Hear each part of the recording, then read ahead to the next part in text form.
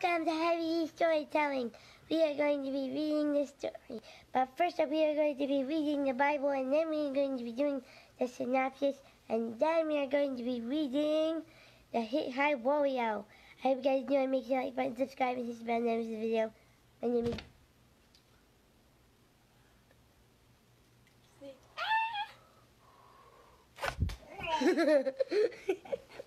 I hope you guys enjoy.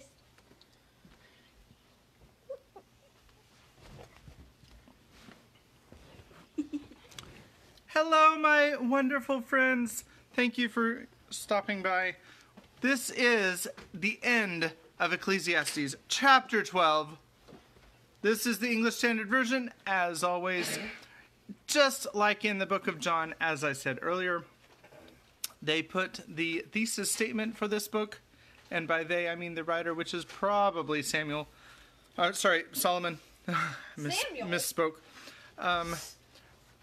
Put the thesis statement of the work at the end. So we have all this lead up. About vanity. Can you let me?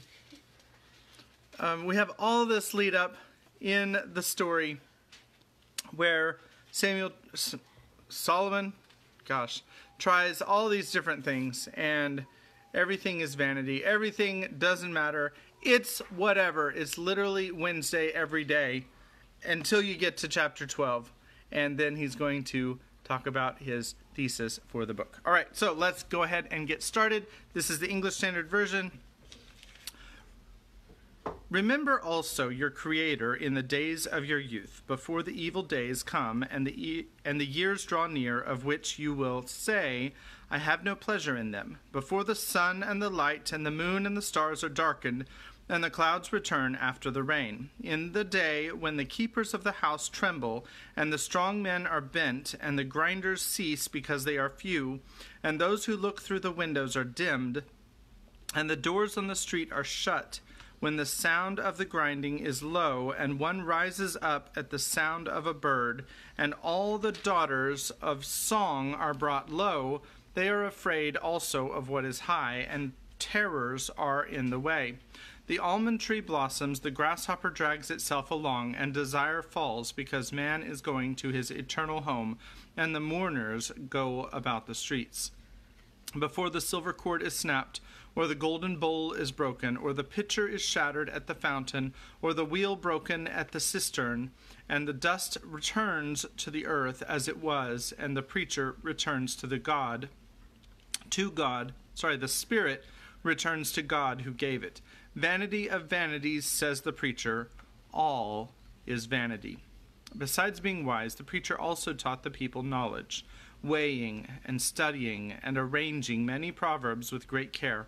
The preacher sought to find words of delight, and uprightly he wrote words of truth. The words of the wise are like goads, and like nails firmly fixed are the collected sayings. They are given by one shepherd. My son, beware of anything beyond these. Of making many books there is no end, and much study is a weariness of the flesh. The end of the matter all has been heard. Fear God and keep his commandments, for this is the whole duty of man. For God will bring every deed into judgment with every secret thing, whether good or evil.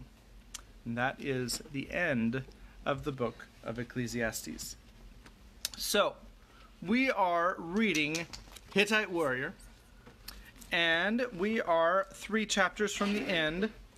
And so in the last section, what happened was, they found out that Moses was actually the Pharaoh. And of course, since Moses was the Pharaoh, he didn't really like Hittites all that much. And since Uriah was a Hittite, Moses slew him. And that was the end of the story. Are you serious, Dad? Here's Kimberly to say how it really happened.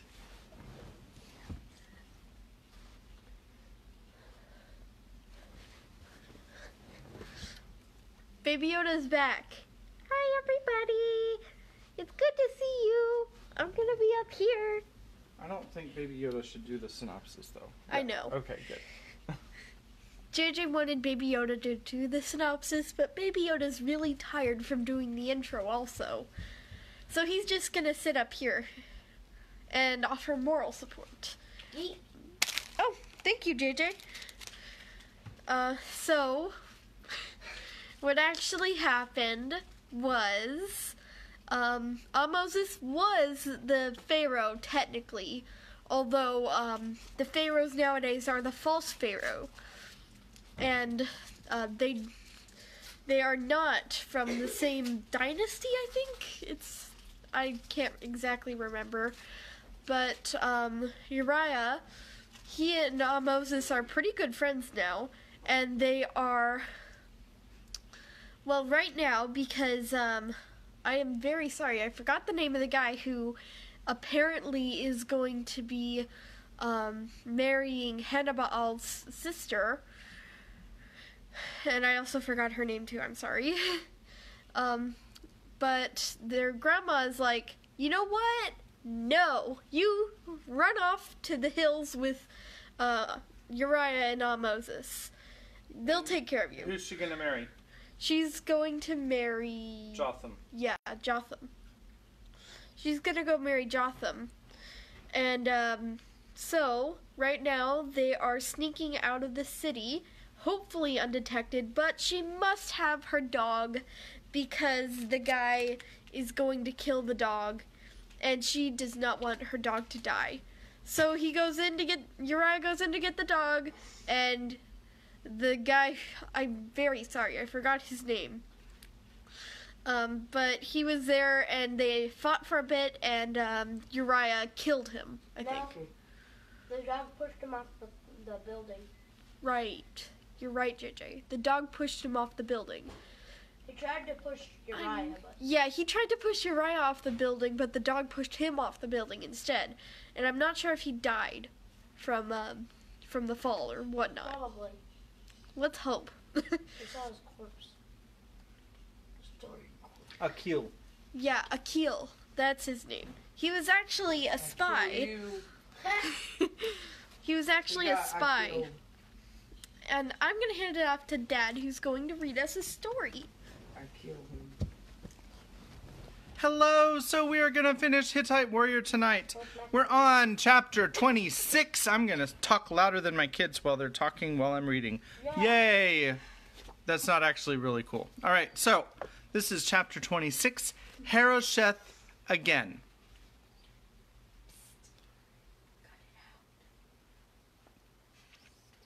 The highway was crowded once more, but this time the caravans were different. Many of them were straggling bands of refugees from the north where the sea people had been at their work of plunder and burning. The people were of all kinds, from slaves to princes. Some of them were richly dressed, and some had already walked their finery into rags. Some carried heavy bundles of possessions and clung to them still, though they would soon fall by the way from weariness. When the sun rose pink on the dust of the road, we fell in with a band of men and women and children from Sidon. From one man I bought a donkey for Mehetabel to ride, but the little flute player was so young and tired that Mehetabel put her on its back first a while to regain her strength. I was surprised, for she had never before given much thought to the feelings of slaves. Perhaps, I thought, it was just because she had come close to being one herself. The man had not wanted to sell his beast at first, but had finally agreed. "Surely I have no use for silver on this road," he said. "Still, it may be useful where we are going." "Where are you going?" "Into the hills," he replied, "as far from the coast as I can get." "Have you not heard," I asked him, "that the cities in the hills have been taken by the tribesmen?" The man shrugged hopelessly. "Whoever they are," he said, "they can be no worse than the sea people." Suddenly his shoulders shook with sobs. "Sidon," he cried, "my beautiful Sidon, the queen of the seas, they have slain her elders and the great one, and have burned their houses. Their soldiers stand on the corners and cut down all who pass by, just for the sport. Why did we stand against them? Saddened, I left him to his grief. Then I saw that Moses was standing by the side of the road, apart from the others. "Hurry," I said to him. "We must keep up with the rest. Stragglers will only bring down thieves." "I am not going with you," said Moses. I could not believe I had heard him right. "I must leave you here," he said again. "You are going inland. I must take the road to the south."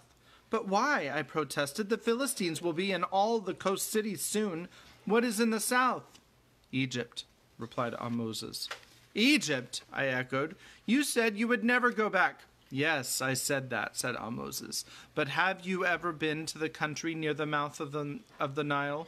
Have you ever gone fishing in the marshes in the little boat, or hunted in the reeds along the bank, or buried your feet in the black mud? You think Hattusis was a great city, or even Tyre, but have you ever been to Memphis? The avenues there are lined with trees, and images of the kings are as big as the greatest of great houses, and it is like hearing music to look out from the rooftop out across the gardens and the river toward the desert." I looked at him helplessly, not knowing what to say. "Let him go," said Mehetabel. "Adonai has called him back to Egypt. We must go where the gods lead us." "You worship a god. You worship Adonai?" I asked him wonderingly. "I have never seen you bow before an image." "The light of the sun is his image," said Moses. "The sun shines on all men, even the Philistines, and so does Aton. But sometimes he must choose among them, and so must I. Sooner or later, the gods lead us home." "How will you live along the way?" I asked him, and then I urged, "Divide the silver, it is half yours." Part of it was your ransom, but Moses shook his head. "It was you who won it from the pirate," he said. "I have no need of it. Just give me my share of the food to last me till I come up with some Egyptian garrison." He paused. "Will you not come with me? The Hebrews will be at Harosheth, but can you be sure Mehetabel's kinsmen will be among them? And will they not kill you?" It came to me that they very probably might, but I knew I must find out what had become of Sisera and his mother, for I had given my promise, and something else drew me toward Harosheth. For a long time he and I looked at each other. I had first seen him only a moon or so before, yet I could not believe I would never see him again. We embraced, and I watched him out of sight down the hallway, the true king of Egypt, who had been the truest friend I had ever known. "May your God be with you," I called after him, though I did not know why, for I no longer worshipped any gods. And so, with the footsore band of Sidonians, Mehetabel and the flute player, and I continued on toward Harosheth. In the middle of the second day we came upon it, and I saw the dark walls as I had seen them for the first time that day when I had been dragged along by the Canaanite soldiers with a rope around my neck. But today smoke arose from within those walls, and I knew that Harosheth had been taken and put to the torch. Outside the smoking walls was a great encampment. I caught my breath to see it, for it seemed that it must be the encampment of Sisera, where I had trained and had ridden the Barnish. There were the fine tents of the captains of 1,000 that I had envied so, and towering above the rest, the many-colored tent of Sisera. Chariots were ranged beneath an awning, and horses tethered in a compound. I felt as if I were in a dream.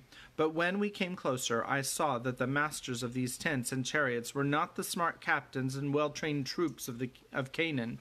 They were a strange mingling of men and women and children of all kinds, from sober herdsmen and craftsmen to proud chiefs and fierce-eyed savages.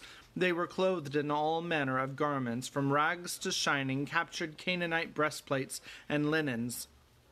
They came to stare at us when we came in sight, and to listen in wonder to the tale of the Sidonians.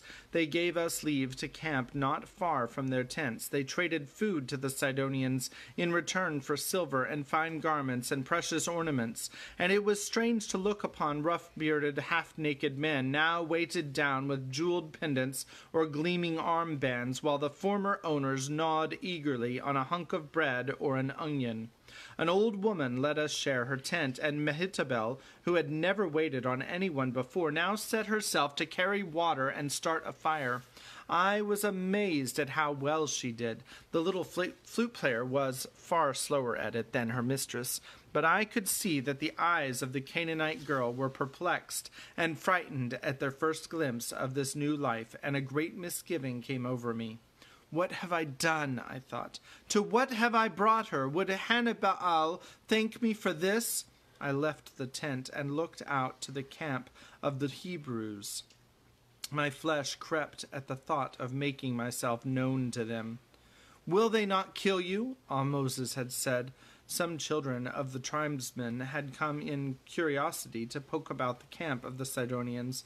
One of them, a brown, tough-looking little fellow, had seen me and was staring at me with solemn eyes. He came toward me slowly. "Uriah Tarhund?" he said. "How do you know my name?" I asked. Then I saw who it was. It was Yavin, the pale, perfumed little lamb of Moloch that I had first seen glittering with ornaments on the waterfront at Tyre.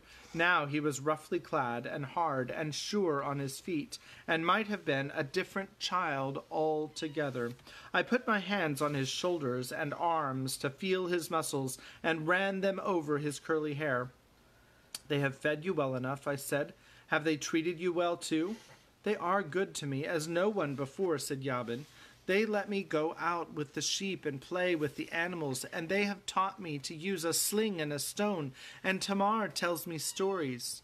My heart jumped. "Is Tamar well?" I asked him.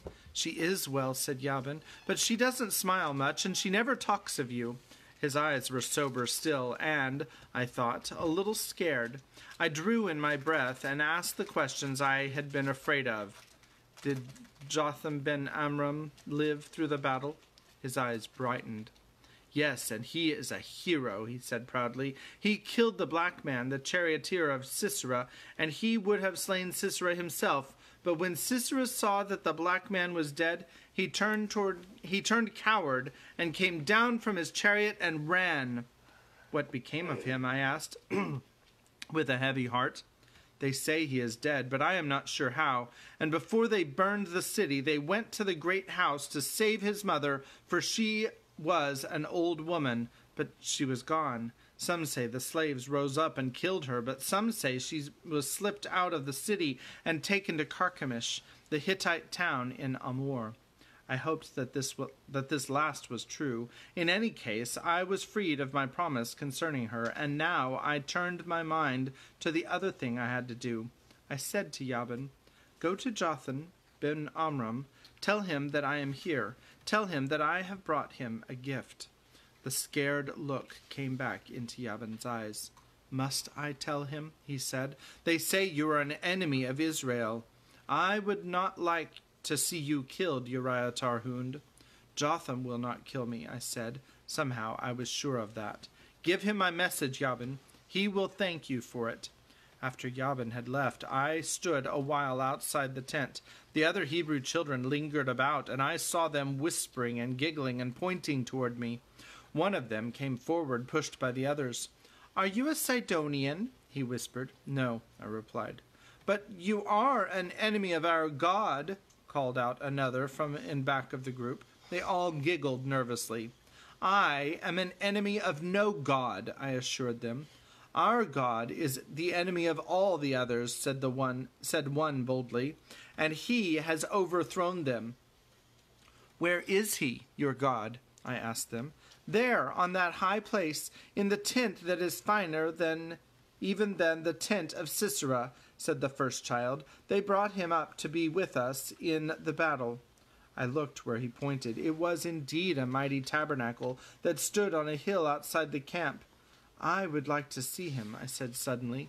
"You cannot see him," said the child, looking shocked. "He lives in a wooden box covered with gold. They call it the Ark of the Covenant, and no one may touch it on pain of being cursed."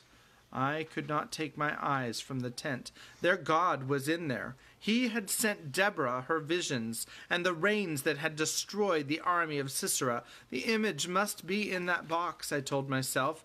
I would like to see it. We sat that night, the old woman, Mehetabel, the flute player, and I, about the common dish in the tent.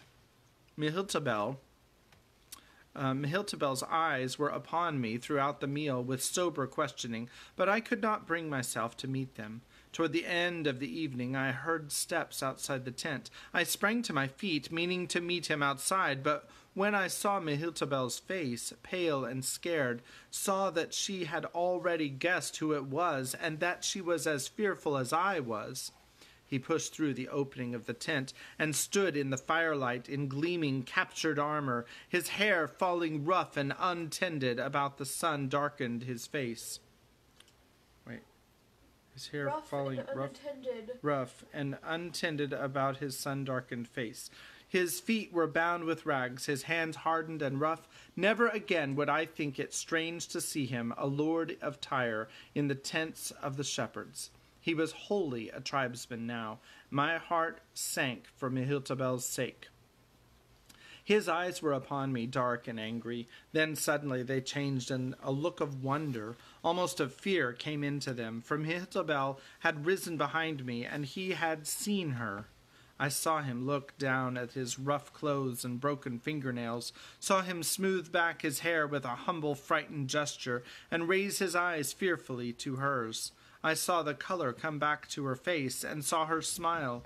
Then they moved faster than I would have thought possible, and their hands were clasped together as if nothing could ever loosen them. Neither of them looked at me again. I made up my mind. I would not spoil this happiness I had given them. I would put no burden of choice concerning my life or death on Jotham's shoulders. When I walked out of the tent, they did not even see me go. Chapter 27, The Ark of the Covenant. I walked through the makeshift tents of the Sidonian refugees. Some of them did not even have tents, but huddled about fires in the open. The man who had sold me the donkey called to me as I passed. "Where are you going, Uriah Tarhund?" "To the chief of the tribesmen," I answered him. "Don't go," cried the man. But I walked on. The great tent of Sisera was before my eyes, and I knew who must be within it. I remembered his voice above the battle when I had lain across the body of Labarnish, and how even then it had cleared my mind and cooled my fever, so that I could rise to my feet again. I think the last time that word was in the sentence I said fervor also. Sorry. There is no one left for me to go to him, but him, I thought. I will not hide from him. 2 soldiers stopped me when I came to the Hebrew camp. "I must see the chief," I said to them. "Why should we take you to him?" said one of them. "How do we know you are not an enemy?" "I am an enemy," I replied. "I fought against you in the battle on the plain." They stared at me as at a madman. "Here," I said, "you see I have no weapon." "Do you want to die?" asked the other soldier. "I only want to see Barak," I replied. They looked at each other, and finally the first one shrugged. "Let him have his wish," he said grimly. They took me through the camp, through braying pack animals and barking dogs, through men telling stories and playing games around fires. Some of them were singing, and I heard snatches of the song. The king came and fought. Then fought the kings of Canaan. In Tanakh by the waters of Megiddo, the stars in their courses fought against Sisera. The river of Kishon swept them away, that ancient river, the river Kishon. Awake, awake, Deborah, awake, utter a song. Arise, Barak, thou son of Abinoam. We came to the tent of Sisera. A sentry listened to the whispered words of the 2 soldiers, stared at me a moment, then went inside. In a moment he was back and pointed me silently inside. I felt as in a dream, as if I were back in time, going in with Memnet to worship again with Sisera before the image of the thunder god. I forced my feet to move, and they carried me, blinking, into the light of torches. There was no more image of Teshub, and no more image of blue-headed Dagon. The rich ornaments and furnishings were gone, parceled out probably among the heroes of the battle. There was only a rug and a brazier of coals, and Barak on his camp stool. Okay, thank you. He was alone. I looked at him, the simple herdsman, the great warrior. He looked tired beyond belief and stared at me with puzzled eyes. His beard was ragged and his arms were bare, but he wore a shimmering breastplate that I remembered well, and in that moment I knew for sure that Sisera was dead. "Why did you come here?" he asked me. "To keep a promise," I answered. "Besides, I had nowhere else to go. The Philistines are on the coast." "You might have stayed with them," he said, his eyes searching my face. I shook my head. "I could not." He bowed his head and closed his eyes, and I knew he wanted to sleep more than anything else, but I had given myself into his hands and felt that I could ask him a favor. "Before you pass judgment on me," I said, "tell me how Sisera died." For I wanted to hear it from his mouth and no other. He, I knew, would not mock. Barak sighed and spoke heavily. "He fled north from the plain, and we pursued him. He came to the tents of Aber the Kenite, who had told him our secrets. The woman Jael was there, whom his soldiers stole from her family when she was a child. I remembered the still face of Jael and her strange eyes. My skin crept. She called him into her tent and made him welcome. And when she saw him weak from hunger and thirst, she gave him goat's milk instead of water, and cheese in her finest bowl. Then, while he slept, she came to him and killed him with a tent pin and a hammer. She struck off his head and gave it into my hands. Listen, they sing of it now." Outside the tent, I heard the high voice of a singer. "Blessed among women shall Jael be, the wife of Heber the Kenite. He asked water, and she gave him milk. She brought forth butter in a lordly dish. At her feet he bowed, he fell, he lay down. At her feet he bowed, he fell. Where he bowed, there he fell down dead." Memnet had not been there to guard him, and a woman had the glory of his death. Memnet had been right to say that he feared all the people, and he had been right to fear them, for they had suffered greatly at his hands. Yet he had loved my father and been good to me, and I mourned his death. I rubbed the tears from my cheeks and raised my eyes to Barak, waiting for his judgment. "It was Heber the Kenite who betrayed us," she said, looking hard at me. "He has been given to our God." I flushed with shame, yet it was true. I had told Sisera nothing he had not known from Heber. "I am sick of death," said Barak. "What gods do you worship?" "I don't know," I confessed. "Can you find it in your heart to worship the one God of Israel?" "I don't know," I said again. "Find out," said Barak. "If you can, stay. Otherwise, go down to Egypt and bow before idols with the heads of beasts. Or go back to Tyre and cringe to the Philistines, and let your children be devoured by Moloch. But do not play us false again, or you will surely die." I stood again beneath the stars, wandering without purpose through the camp of the tribesmen. Outside on a high place was a tabernacle that the child had said housed the God of Israel. "I will see him," I told myself. "Perhaps he will give me a sign." And I hurried through the darkness, stumbling sometimes in my eagerness to climb the hill. A young man lay outside the tent to guard it. He looked like a priest of Egypt, for he was dressed in linen, and his head and face were shaven. It was strange to see such a man among these people, but I remember the stories of Deborah and the many years of their strange history. "I have come to see your God," I told him. "No one but the priests can enter here," said the young man, "but I will hold back the entrance, and you can look in." In strange expectation, I looked inside. The tent was lit by a golden candlestick with 7 branches. The light fell upon an object that looked like a great box, carved from a solid block of wood, covered with gold, and with gold rings through which staves were passed. On either side, looking toward the center, were 2 cherubim with the wings and heads of eagles. "Is your God in there?" I asked the priest. He shook his head. "The Ark of the Covenant holds the relics sacred to our God. Some say they are the tablets with the laws that he gave to our great leader Moses? No one knows. And there is no image of him? How could any man, said the young priest, make such an image? I turned away, a great disappointment in my heart. I could not see him after all. He would give me no sign. He, too, had failed me. But as I walked back to the camp, I looked at the moon and the stars. They are gods. They had told me, but I no longer believed it. And if they and the sun and the earth and the sea and the rivers were not gods, what god had made them?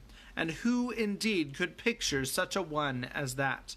How manifold are thy works, Moses had sung. O sole God like whom there is no other.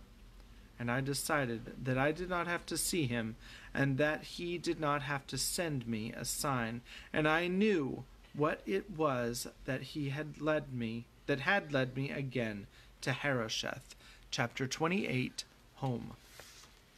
Harosheth had fallen, and Tanakh, and not long after runners brought word that the great city of Megiddo had been starved into surrender.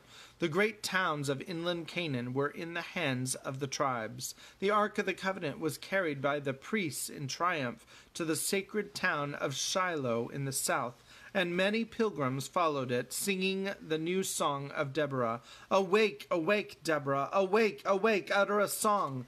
Arise, Barak, and lead thy captivity captive, thou son of Abinoam. I had hoped to see Deborah herself, but she had returned to her home after the battle on the plain. She had been with them there and had offered her life with theirs.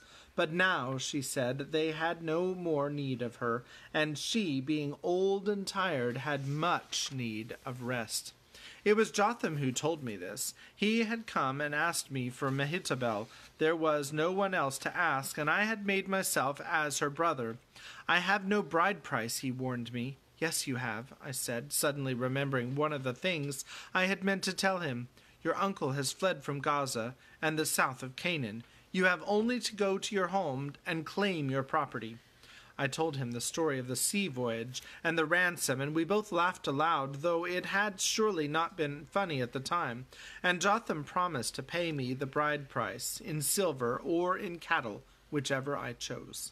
On a day not long after, he came to our tent to lead the veiled Mehetabel to the wedding feast. He shone and jingled with wedding ornaments captured on the field of battle, and was accompanied by friends. One of the friends was Samuel, the son of Hushai.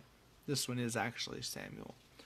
I had not seen any of the family of Hushai since I had come to the encampment of the Hebrews.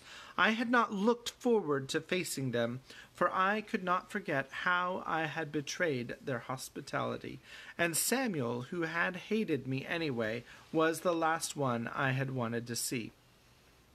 He paused a moment at the sight of me, and I stood back, away from the joking and the laughter, not knowing what to do or say. Then he came toward me. If he wants a fight, I thought to myself, I can do nothing but face him, but my heart will not be in it. We looked at each other for a moment. Then suddenly he laid his hand on my shoulder. Why do you hang back? He said. The feast is in the tent of my father, and you are the giver of the bride.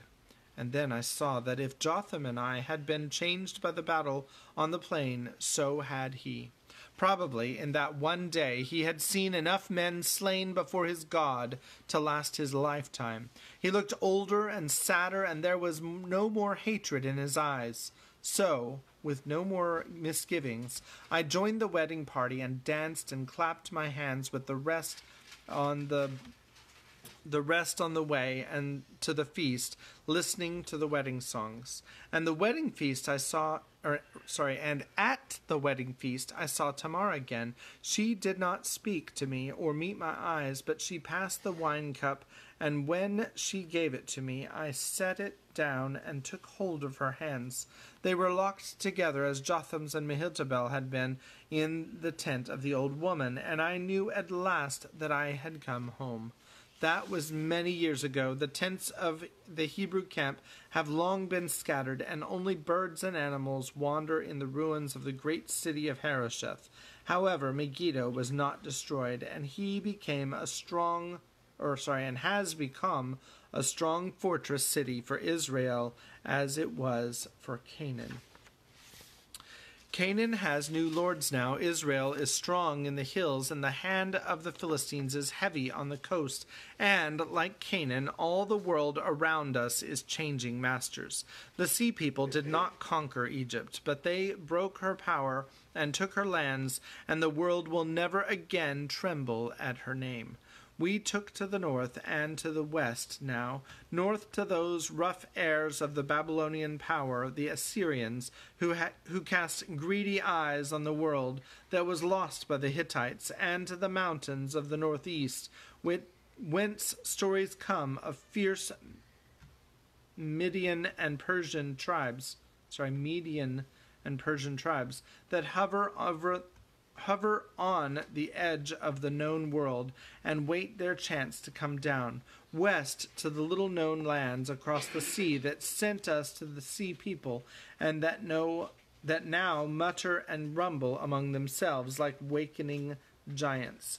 The shadow of the future is theirs, not Egypt's. But for the present we wait only for the day when the Philistines will come upon us, mightier than the Canaanites ever were, and we know that day will come soon. And over the tribes from the east hangs always the shadow of the desert people, Amalek, Moab, Midian, so that Israel is beset by many enemies. But the hills are on her side, and so is her God, and the memory of Deborah and Barak grieves her strength. For my story, I married Tamar. I have a son and 3 daughters. I am old, and Jotham and Mehetabel are old, and Jabin, who has become a strong man among the tribes, has hair and a beard that have already turned gray. We live as neighbors not far from the sacred town of Shiloh, within sight of the tabernacle that houses the Ark of the Covenant. I became a scribe. Who would have believed it in the days when I rode the steps of Arzawa and jeered at all men who could read and write? But such men were much needed in Shiloh, and looking into my heart, I knew it was the life I had been born for, though I would never have known it if the sea people had not taken great haughty. I have devoted my life to my new God, whom I have come to believe is the one God and the God of all men. I have traveled much, collecting and writing down the ancient songs and stories that are sung of him, the prophecies too, and one that is most dear to me, the prophecy of a Lord of Lords, who will one day be born to bring his message to all the nations of the world. Perhaps in dark days that will surely come upon us. I think I'm not sure what happened. Am I still on? Yeah, you're still on. It wouldn't affect your phone. Yeah, he's plugged in. Yes. It might affect the internet, though. It's a little bit slow. Okay, the prophecies too, and the one that is most dear to me, the prophecy of a Lord of Lords, who will one day be born to bring his message to all the nations of the world. Perhaps in dark days that will surely come upon us, such writings will be destroyed, but may they never be forgotten. In this manner I live, and I have prospered too. Outside the city I have flocks and herds, even horses bred from one of those that were taken after the battle on the plain. One of them belongs to my grandson, a long-eared golden horse that he raised and trained from the day of his birth, and was the first to harness. He calls him Labarnish. And that is the end of Hittite Warrior. I hope that you enjoyed the story, and we've got another story to start up tomorrow, hopefully. And so I think most people know what that is if you're following along, but if you don't, then you'll just have to find out tomorrow. And so, and a new book of the Bible that we're going to also start tomorrow. So come back, tune in, and let's find out what it is together. God bless you. Have a great night, and we'll see you then. Bye.